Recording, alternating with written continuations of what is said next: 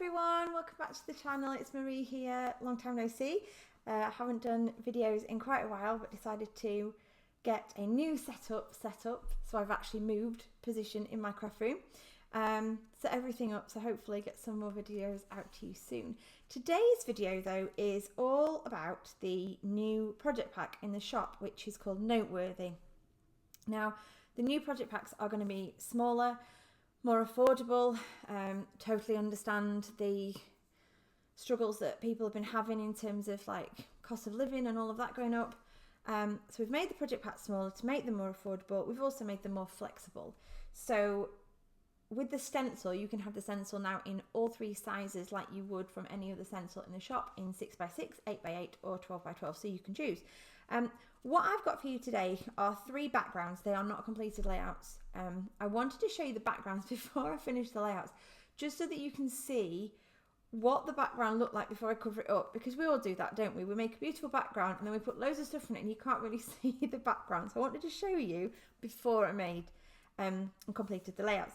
So I've got one using each of the three sizes of stencil to show you how you could possibly use them, and three different ideas as well. So the first one is using the 6x6 stencil. This is the stencil I'm talking about, by the way. It's like a segmented circle, and it comes with a mask like this. Now this mask it looks like Pac-Man. Somebody pointed out to me it does actually look like Pac-Man, but it's designed to fit exactly over the stencil, so that you only have one segment of the circle showing, so you can do each one in a different colour, or you can just do some of the segments. So you could maybe do 1, 2, 3 and then those two, and leave some gaps. You don't need to do a full circle if you don't want to. Loads of different effects you can do with this. It fits perfectly over the stencil to cover. Ignore the holes. This is just because of how I store my stencils. I put holes in the corners with a punch, and then I hang them on a little ring, so don't worry, they don't come with holes in. So they just fit perfectly over there, and you can do whichever segments you want to do, or you can use it like I've done on this page without the mask at all. So I've just used it repeatedly. How many have I got? 1, 2, 3, 4, 5 times, using 3 colours of Distress Oxides, getting gradually darker as we go down the page, from Old Paper, Bundled Sage and Rustic Wilderness. I think this one up here though is Bundled Sage. I felt like, because this was so dark down here, I wanted a little bit darker up here. So literally popped the stencil on the page, used a few pieces of masking tape just to hold it in place, and then coloured from the middle outwards, so that on each one the middle is darker than the outside of the circle. But only one colour really used on each. I have gone over each one to kind of mix the colours to blend them a little bit, but they're mainly just one colour. So Old Paper, like I say, Bundled Sage, then this one was Rustic Wilderness, and then this one was a lot of Rustic Wilderness. Like I put loads of ink on the page for that bottom one. I did then go over a couple of these just to put a little bit of shading around the edges. I don't know if you can see that on the... I think there's just a little bit of shading, I'll hold that still, around the edges of the, you can see it better on that one there, of the segments, just for a bit of interest really, and a bit of depth. And then I splattered it with some distress paint in Rustic Wilderness, just to give those darker patches on there. I've never really used a stencil in this way before, so I love the effect it's given, that's kind of given me my background. I'm then going to use the cut file from the collection, which is Noteworthy Moments. It's a big cut file, this one, and I'm going to place it roughly there. I know you can't see it very well right now. I'm going to place it roughly there. I'm going to colour this word with Rustic Wilderness to make that pop off the page, and then obviously I'm going to back that one in some different greens. I'm going to use Hidden Creek, I think, for this one, from Arden. Is it Arden Creative Studios or Arden Studios? I think Arden Creative Studios. So that's what I'm going to use on that one, and a picture of all three of us in Scotland last year, like an outdoorsy type photograph. I love this effect. Like I say, I've never done it before. I've never used a stencil really to create a pattern. I've always used them to make backgrounds, but that really creates a feature piece on that page. The next one is using the 8x8 stencil. Again, I have not used the mask for this one. I have just used the stencil, but this time I've used it with texture paste. So I put a a decent layer of just standard texture paste all over. And then what I've done is I've sprinkled distress embossing glazes on top of the texture paste whilst it was still wet. And then the granules, if you want to call them, the powder sticks to the texture paste, and then you heat set it just like you would if you were doing it with an embossing ink pad, for example. Only this way you get more texture, more depth on the page. So I've used, I think this is Uncharted Mariner, Peacock Feathers and Salvage Patina. Now the Salvage Patina has blended in better with this one. This looks more like there's a line there, so it's not the perfect. I'm going to cover most of it up. You're not going to see a lot of it. It's not going to look quite so as harsh. I think what I did wrong was I put too much of the Peacock Feathers powder on. I then shook that around too much, and what I should have done was put Uncharted Mariner, Peacock Feathers and Salvage Patina on at the same time, and then kind of shaking it all together, and it would have mixed, I think. Or I could have used my finger just to mix it up a little bit more, and that would have got me a little bit less of that harsher line. I still love how it looks. You get a wonderful sheen, and what happens when you heat set is you get these bubbles. I don't know, can you see that? You get these fabulous bubbles. The whole thing kind of lifts off the page while it's heating. It's fascinating to watch. And then, so I've got some bubbles in the middle as well, and you get this wonderful kind of texture, and it's just something different. Now I have done this before, this effect, and I've used crackle paste. Crackle paste? Yes, I think it was crackle paste, and I've used grit paste also.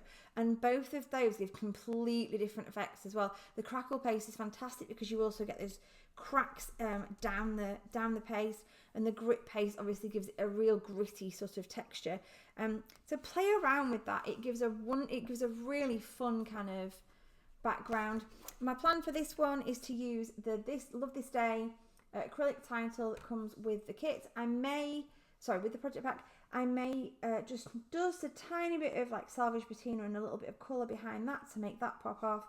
And this one's going to be using Bella Boulevard's Documented collection because this colour here matches perfectly. And I have photographs of my husband, doing a pottery day. Elliot had got obsessed with the pottery throwdown and absolutely was desperate to try pottery for himself on a potter's wheel.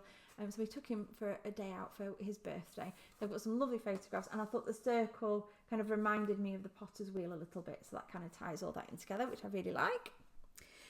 The last one by far was the most fun one to make, and actually probably took me the longest to do, but the effect is fantastic. So for this one I did use the mask.